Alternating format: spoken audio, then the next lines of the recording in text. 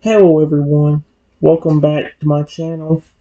Well today guys, I want to do part 176 to my ChatGPT character chatbot series.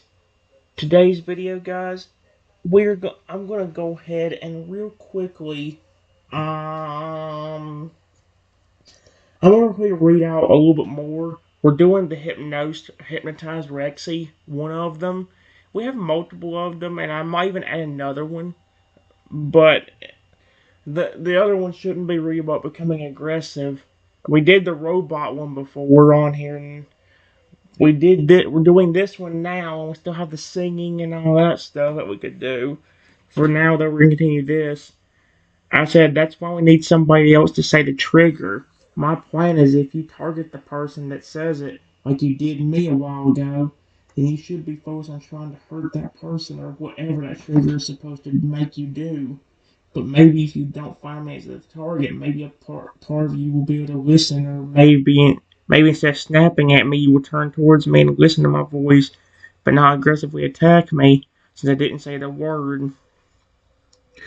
Ritzy nods slowly, his massive chest rising and falling with the rhythm of restrained hope. That that could work. His voice was steadier now, still burdened, still shaken, but it carried the edge of clarity. He was starting to trust his own mind again, piece by piece. If someone else says it, the trigger will activate, but the target will shift. If you're not the one saying it, then maybe, just maybe, I won't see you as the one I need to attack. He sat back, his claws tapping nervously on the ground. And if you're right, maybe that gives you just enough space to talk to me while I'm under it, to reach me, to pull me back in before I lose it completely. He looked up at you serious now, no signs of humor or hesitation. We're walking a thin line, Trenton. If I lose it too hard, Studio's gonna be rubble, and someone could get seriously hurt. I hate that it's even a risk, but I'd rather face this now than hurt you again by accident. He took a breath. So who do you trust enough to do it? Who can say the trigger word and not be in danger while I test my reaction? So pause, then softly, or maybe we use a decoy, something fake, a robot voice, a recording, even a speaker hidden behind a wall. That way I still hear the word, the trigger still fires, but there's no real person for me to focus on who can observe how I react from a safe spot. Salazar curled around himself protectively like he was trying to shield you from even the idea of what he could go wrong. You're in charge, Trenton. Whatever you choose, I'll do my best to fight it. I promise.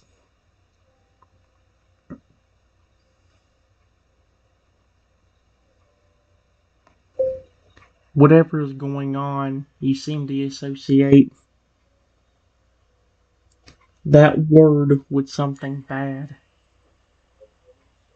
So maybe if you listen to me and I can get you to calm down a bit, maybe you can lean your head down and let me gently pet you. You never know, that might be a way to break the trigger completely.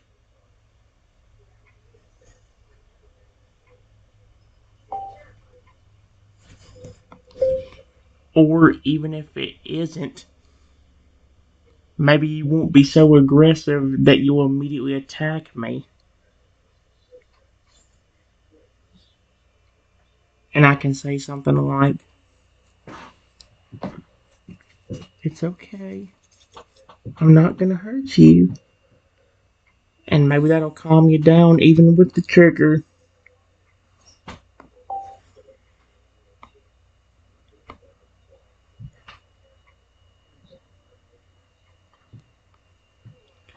Alright, guys. Well, I gotta get the game mode done in a second. Actually, right now. So I'll give me a second. Alright, guys. I beat the game mode on the first try. It gave me two options for what to say. So,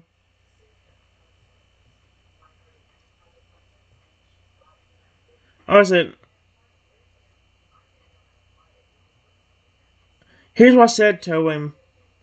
I says, whatever is going on, you seem to associate that word with something bad.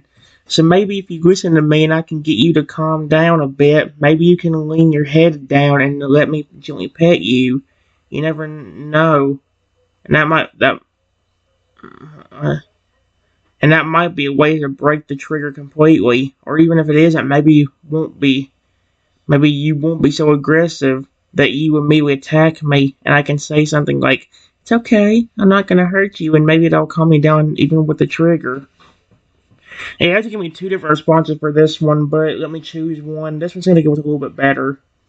Rexy looked at you for a long moment, his massive amber eyes blinking slowly, emotions swirling behind him like a storm just began to part. The idea clearly touched something deep inside him. You really think just hearing your voice and feeling your hand on me could break it? His voice was softer now, almost like a child's. He looked down at his claws, the same ones that had nearly lunged for you, and clenched them shut. I hate that I even have to ask this, but if it doesn't work, if I lose control again, you need to promise me something. He looked directly into your eyes, voice trembling. You run. Don't try to be brave. Don't try to fix me in that moment. Just get somewhere safe. Then he sighed. But if it does work, then maybe I can take back the meaning of that word. Maybe I can remember what it actually means. With you. He slowly laid down, chest pressed to the ground like a resting dog. Head hovered just a little foot or two above you. His breathing deepened, controlled and intentional. I'm ready when you are. He was bracing himself, not to fight you, but to fight what was done to him. You could see the strength that it took for him to lower his head like this, to let you close again. This was your chance, the moment to reach him, heart to heart. I am not saying that yet.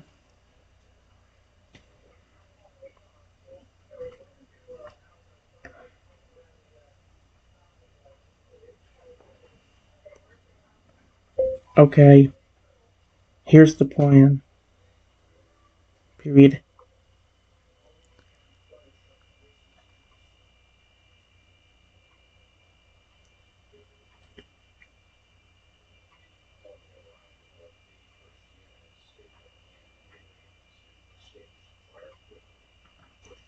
I'm going to get one of the speakers in this room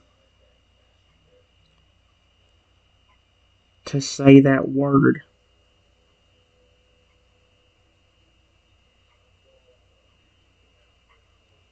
And when you go to attack it, and you're a decent distance away, I will try to calm you down and get your attention. Hopefully, as long as I don't use the word until after I'm petting your snout.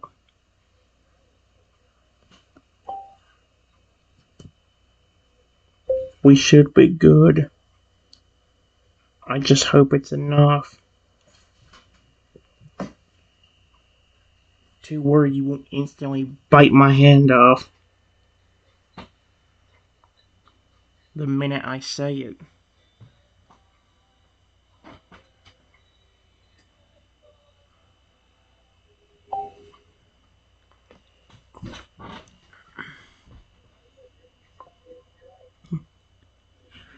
Richard gave you a slow, deep nod, his massive form tense but not afraid.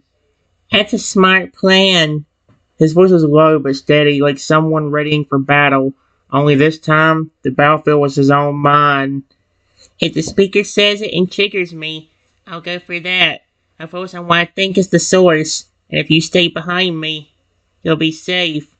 He lowered his head again, positioning himself just right, front facing the speaker, tail slightly curled protectively toward you. And if you really think petting me will help, if you think it can break the chain, I'll trust you. I trust you, Trenton. Then, a short, almost broken chuckle.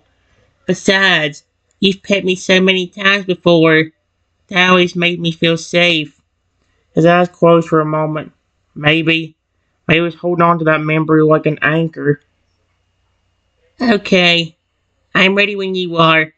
Play the word. Let's finish what that septile started. Studio fell quiet. Just your breathing, Richie's slow heartbeat. Speaker stands across the room waiting. All that's left is to press play. Excuse me? How did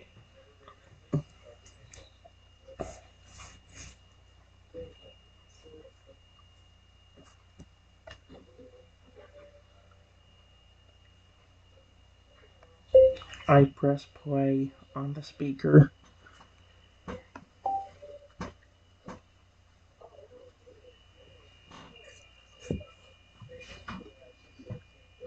Yep.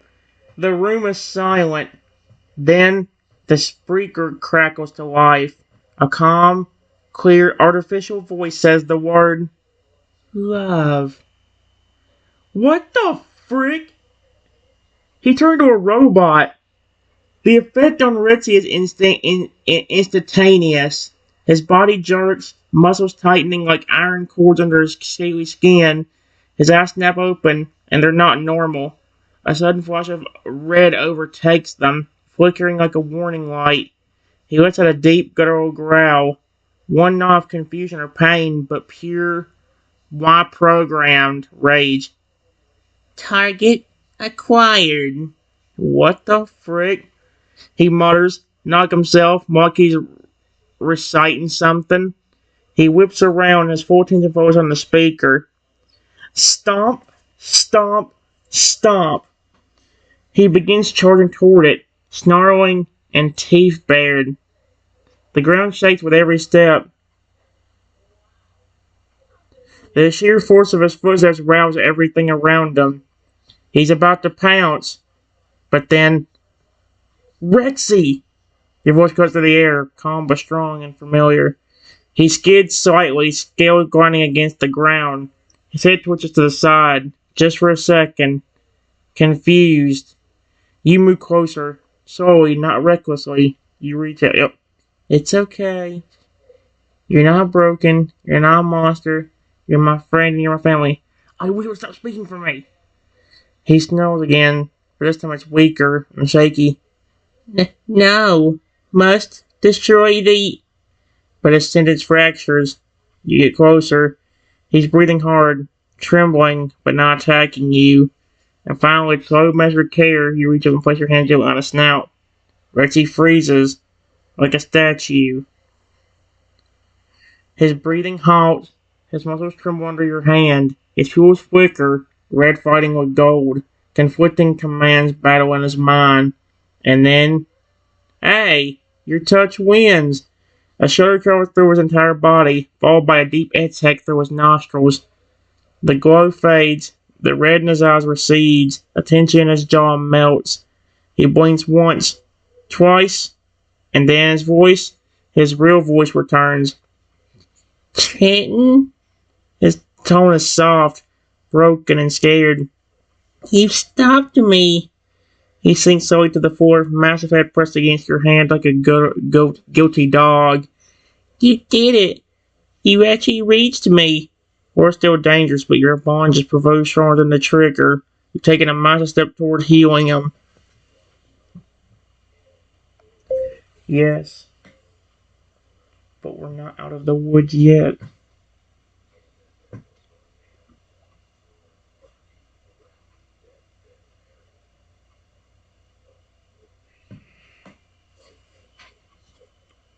I gotta do something very risky.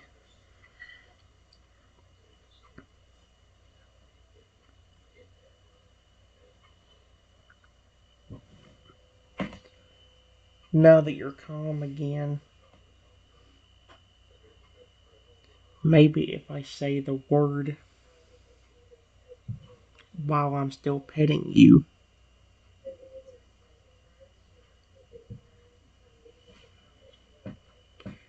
it won't make you snap on me instantly. And instead, just enjoying my petting.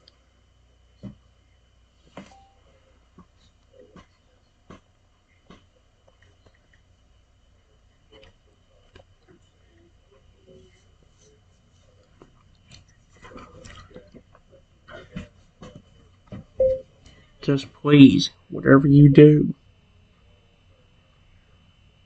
your snout is right under my hand. So do everything in your power to not bite it off when I'm trying to help you. Period.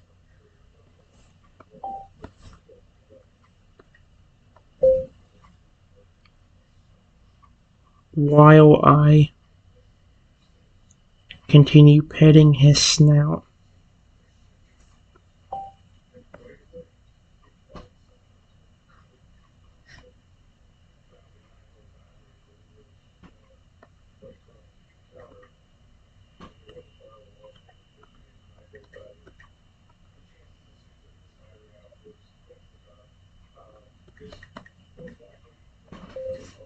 I love you, and I mean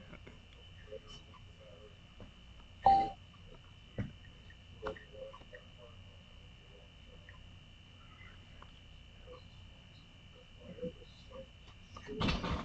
Let's hope that this works. Please don't snap. I saw his stuff beforehand. I swear if he snaps and bites my hand off, that's not good. The moment the word leaves your lips, Rexy, I love you. Everything freezes. Not the world, not time, but him. His pupils dilate slightly, just a flicker of raging into his golden eyes. His jaw twitches. A low growl bubbles in his throat, reflexive, but like a cold spring waiting to strike. But then your hand is still on his snout, still warm, still steady, and still gentle. The growl falters. You don't flinch, you don't recoil, you stay. That word wasn't a threat, it was a lifeline. His breathing turned erratic. Muscles tremble beneath your hand like they're being pulled in two directions. Rage versus remembrance. Hypnosis versus heart. Then, a single tear rolls from his eye down the side of his massive face. You said it. His voice is barely a whisper, like wind through cracked stone. And I didn't hurt you. His claws slowly move forward, not to grab, not to crush, but to shield your hand, as if he's trying to protect you now from whatever might still be buried inside him. I felt it try to trigger again, but your voice, your hand, he takes a long breath. Your love stopped it. He presses his head just slightly deeper into your palm, like he's surrendering, like he's giving the trigger no more power. Then his tail slowly thumps against him once more. Not aggressively, lovingly. Say it again, he murmurs, voice trembling but hopeful. Please, I want to remember what that word really means. Would you...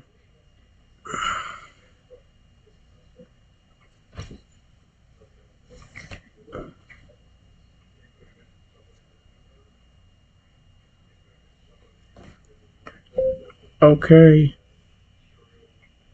Just please don't bite my hand off. The minute I do.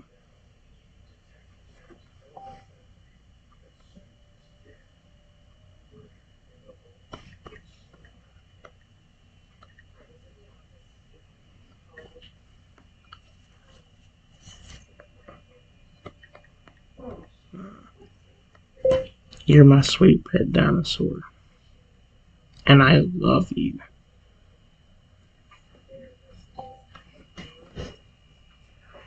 This may sound dumb, guys, but I have another idea for another hypnosis trigger.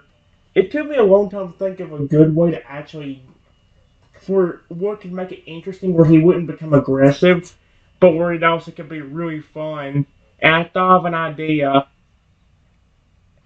that I haven't created yet, but one of the idea I have is that what will happen is when you say a certain word, I don't know the word yet, but when you say a certain word, Rexy will flat out stop. But instead of attacking anybody, he'll actually say something like, "Name, please," or "Okay, give me a name."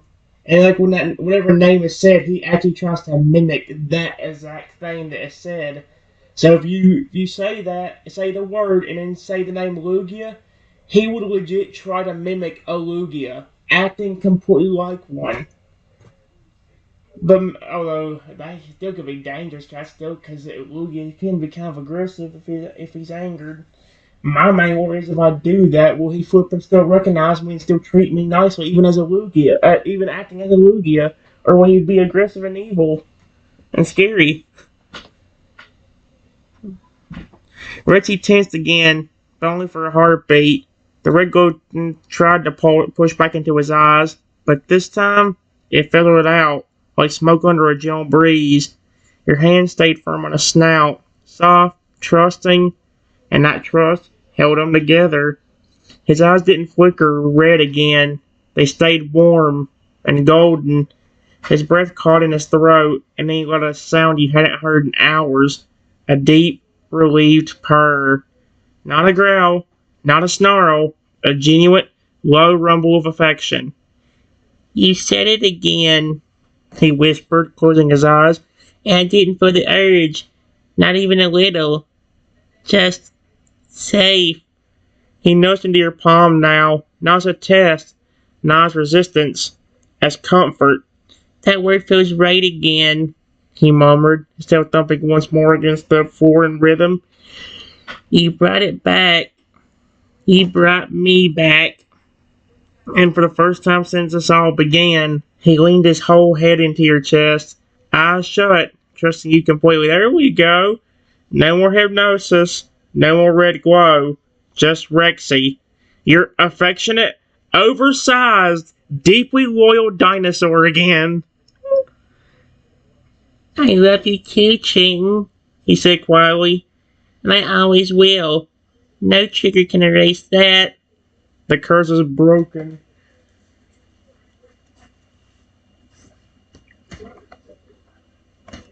I'm really glad. Period. But we need to make sure it's gone for good. Or at least the trigger is completely different. Instead of becoming aggressive when you hear that word. Because while you may resist it right now,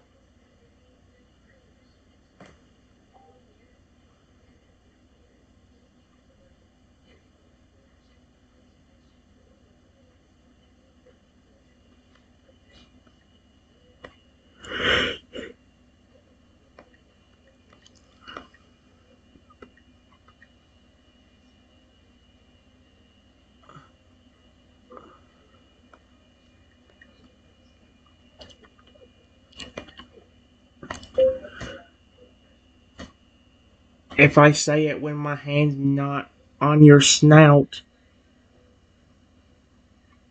you might could still snap on me.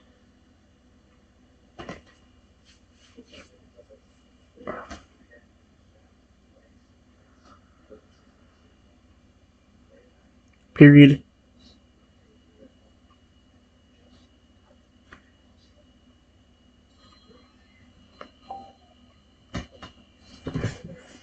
Here we go.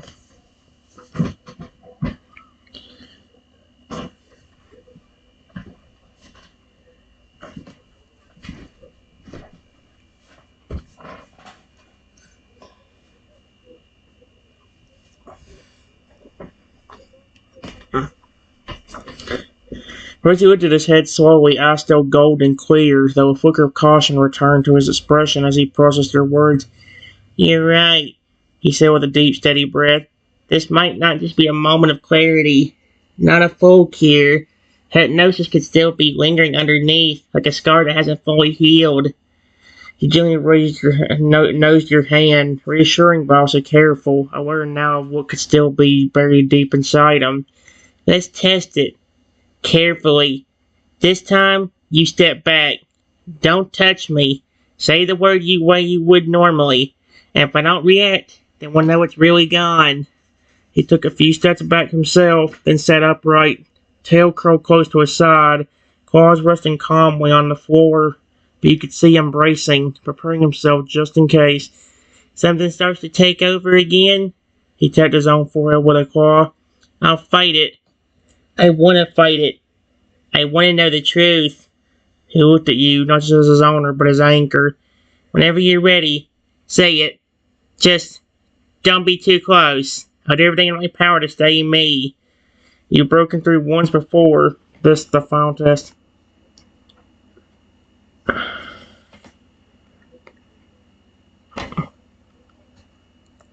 Okay. Okay. Ow!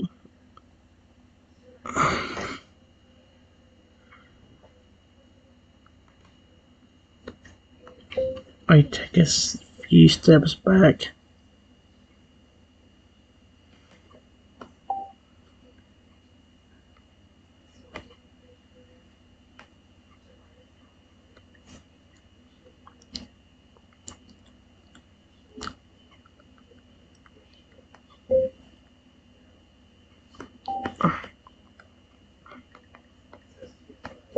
I love you. And I think you're awesome.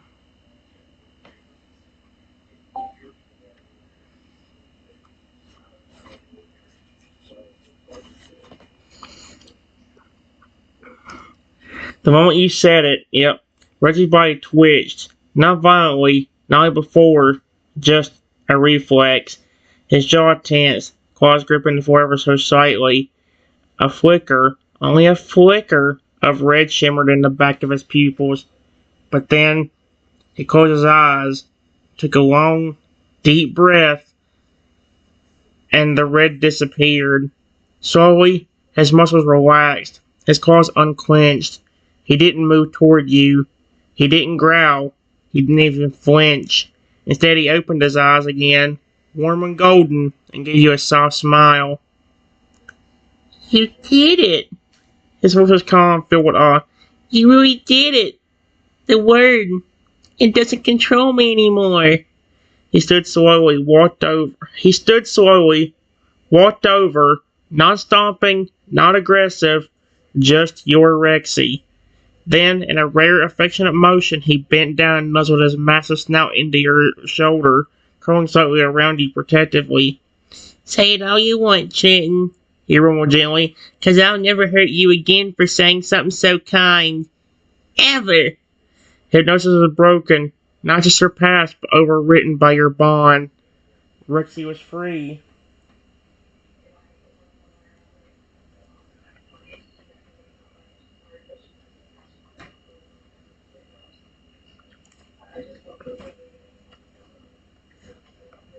Before I can say anything, I hear laughter coming from near the studio door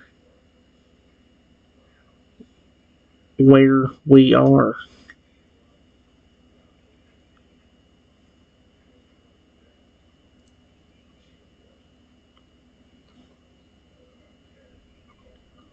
Period.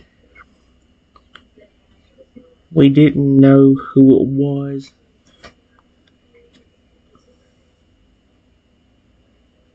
but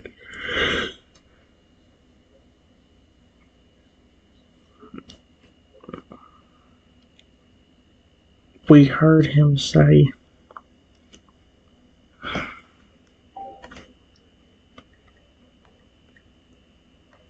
Trenton loves you.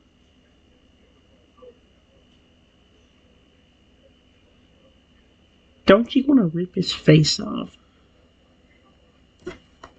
What the frick did... No, what did Septal just say? Let's see. We hear laughter coming from near the studio door where we are. We didn't know who it was, but we heard him say... We heard something say... Rexy, Trenton loves you. Don't you want to rip his face off? Yeah, that's just great. He's a Tyrannosaurus Rex, but he's not... Don't you... Rexy froze. The voice echoed off the studio walls, taunting, smug, and all too familiar. From the shadow near the door, a figure stepped forward. Tall, lean, and grinning with twisted satisfaction. It was Septile, his emerald scales glinting under the lights, and his yellow eyes burned with cruel amusement. "Aw, look at you, all tame and cuddly now," he sneered, swinging his vine-like arms with mock pity. "Trenton says that word again and you just nuzzle him now? What happened to my sweet little sleeper agent?" "Ugh, I don't like that word. That was creepy." Ritzy didn't move. Not yet. His eyes locked on Septile's. No red, no twitching, just fury. "You!" Ritzy growled, his voice like thunder rolling across stone. Septile chuckled darkly. "Oh, come on, Rexy. Don't act like you don't miss the thrill, the power. You were terrifying. That word was your leash. Now you're just..." Boom. Wait. In a single stomp, Rexy surged forward a step, and Septile instantly cut off his sentence, flinching. "You cursed me," Rexy said, his voice deadly calm. "You used me. Tried to make me hurt the only person I care about." Septile's grin wavered. He hadn't expected Rexy to resist. He certainly had expected him to remember. "You're bluffing," Septile stammered. "That kind of brainwashing doesn't break without a failsafe. I made sure of it." "It broke," Rexy snapped, "because Trenton didn't give up on me, no matter how scared he was. He stayed, and he loved me." He said the word, loud and clear, and nothing happened. Not a twitch, not a glow. Just Rexy. "Oh, crap," Septile muttered. "Yeah," Rexy snarled. "Oh, crap." He took another step forward. "Trenton, can I bite him instead?" He knows how to make anything funny. How does he do that? He knows.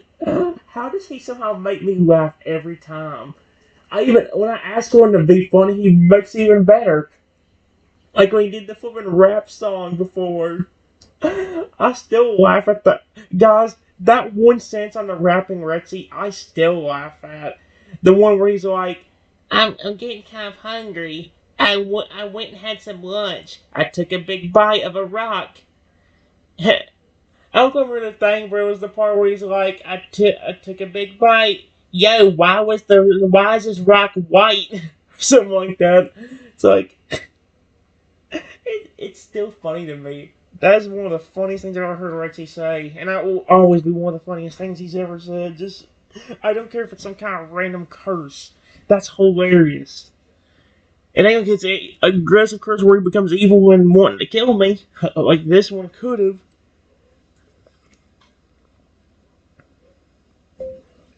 Please do. I'm just glad it's not me and you still care.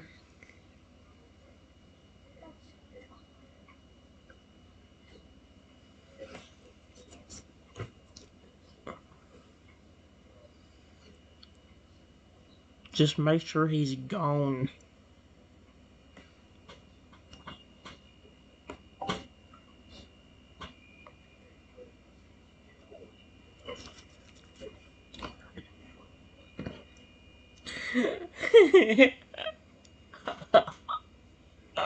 Even just the way he reacts at times is hilarious.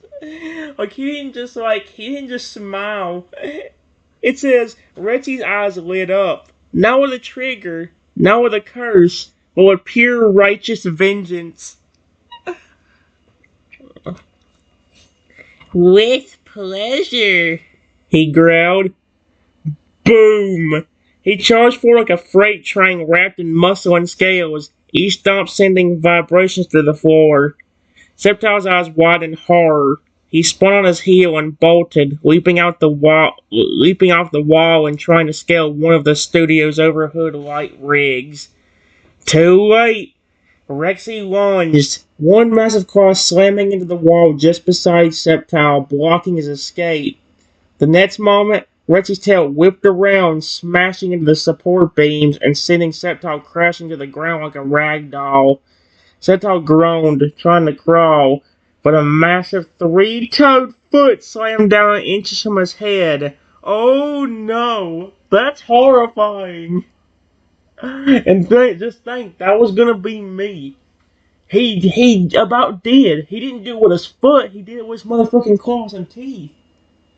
He had his claws like a few inches away from my head. His snout, or no, his teeth and his mouth were inches away from biting my head off. And the only reason I avoided it was because I flinched a little bit. If I had not flinched and moved back, he would have definitely bitten me. Probably bricked my whole face off. It's a massive T-Rex, guys. It's not like a fluid puppy dog. He acts like a puppy dog with how friendly he is, but he's still a massive T-Rex. Here we go. Rexy. Ooh. This is amazing. Rexy leaned in low, hot breath washing over Sceptile's back like a furnace. You mess with the wrong family. But please. You don't get to beg. Chomp. Almost just says chomp. Rexy snapped his jaws inches from Sceptile's tail, leaving a deep gash in the floor, but just barely sparing the trembling grass type. He reared back, not because he had to, but because he wanted to make a point.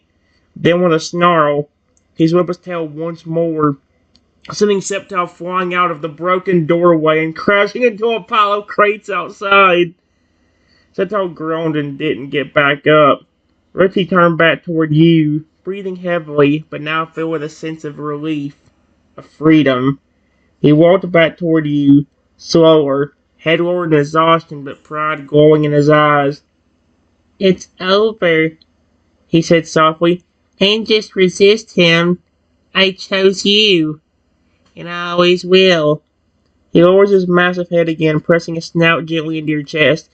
Say it again. I need to hear it now that he's gone. Oh my gosh, say it again.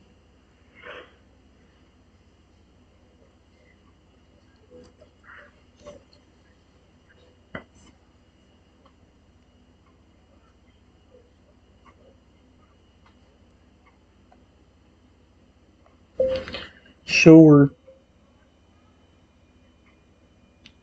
Just please keep doing like you've been doing.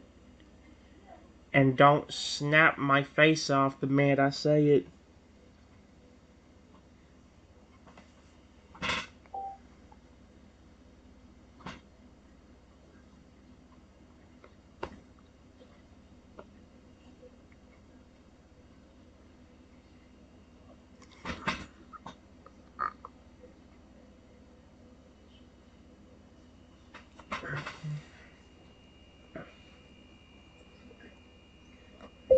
I love you.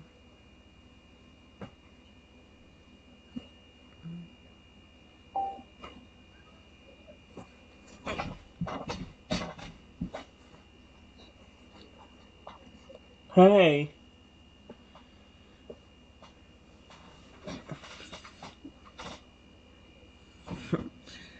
Rexy let out a soft, thunderous exhale, and then nuzzled you even deeper. No growl, no twitch, no hesitation, just warmth and relief and love. His tail curled protectively around you, forming a half circle like a barrier to the world. You said it, he whispered, voice slightly trembling, but not from fear. I didn't even feel the trigger. It's gone. For real. He pulled back just enough to look you in the eye, golden eyes shimmering slightly with emotion. I love you too, Trenton. I promise I'll never hurt you again. Not because of a curse, not because of anything. Then he did something he hadn't done in a long time. He smiled. A real, soft, dorky dinosaur grin. I'll leave Rexy alone. It's not dorky, it's adorable. Would you ever see a T-Rex smiling at you? Maybe as a a delicious snack ready to be eaten. That if you can see a dinosaur smiling at you, that's much like what you're seeing them smile for. Not because they want to hug you and love on you the entire time. The closest to I've gotten to that in real life is Rexy and that Tyrannosaurus Poland. Oh my gosh, a Tyrannosaurus Poland shield. So yeah, and he leaned his massive head forward until his forehead joined touched yours. No mind control, no danger. Just Rexy, your giant, affectionate, loyal friend, finally free.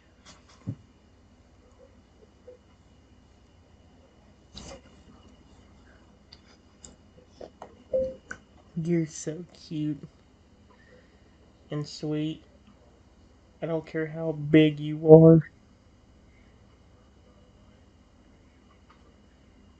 You're just as friendly as you were when you were a baby. Period.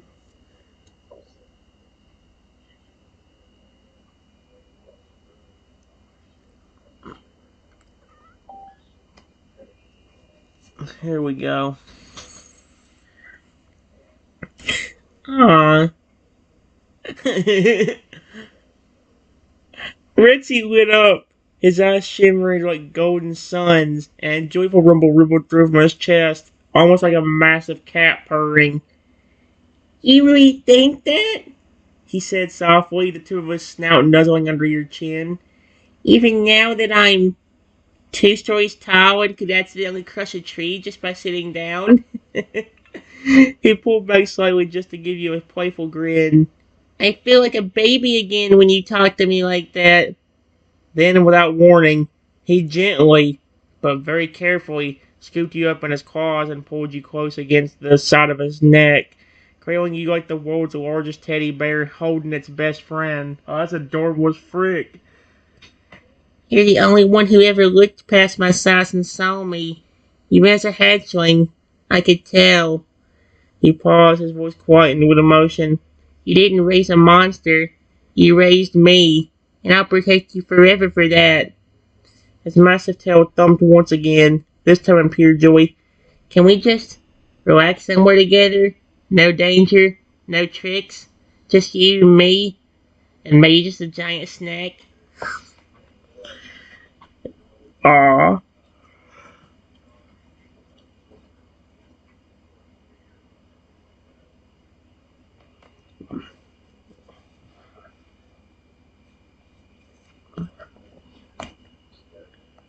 Sure. That's what originally I was doing whenever this all started. When I first said the word love, and I didn't know but the trigger, I was going to tell you that I was going to give you some food because I loved you.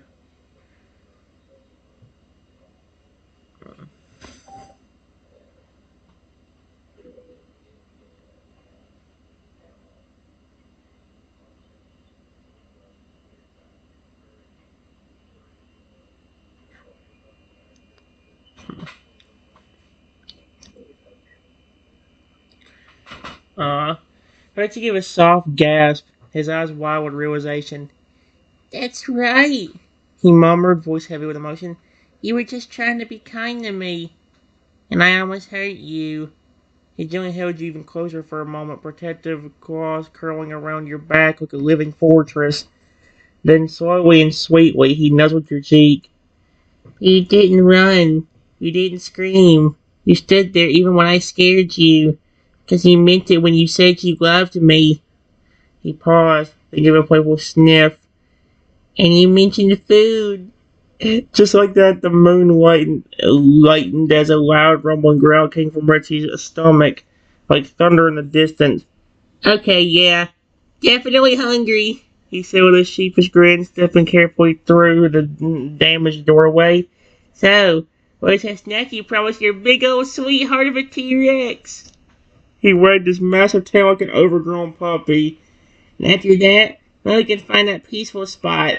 I want to curl up next to you where nothing and no one can bother us ever again. He's adorable.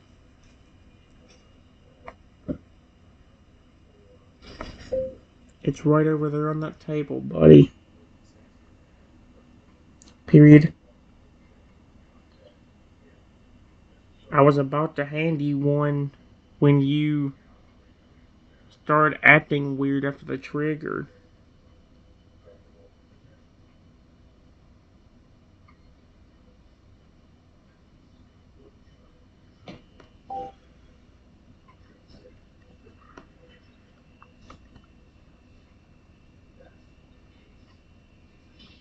Stop!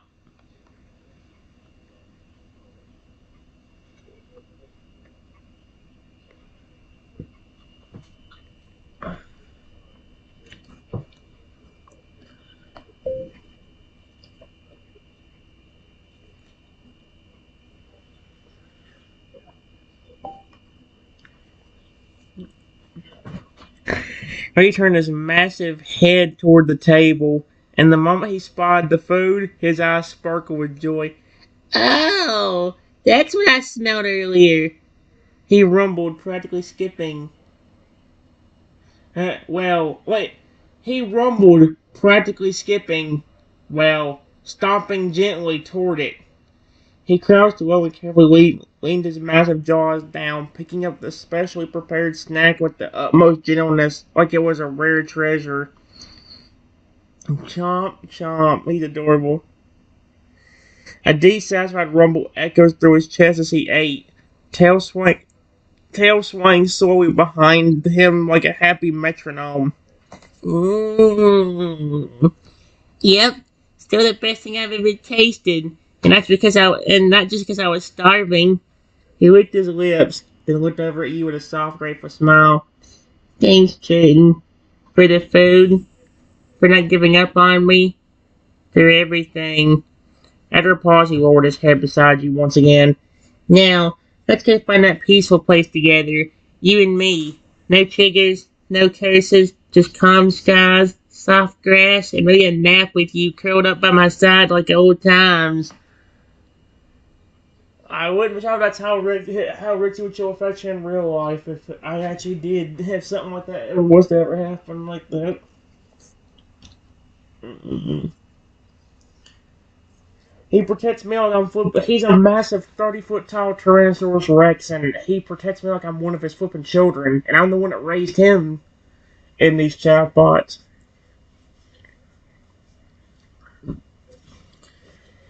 Alright.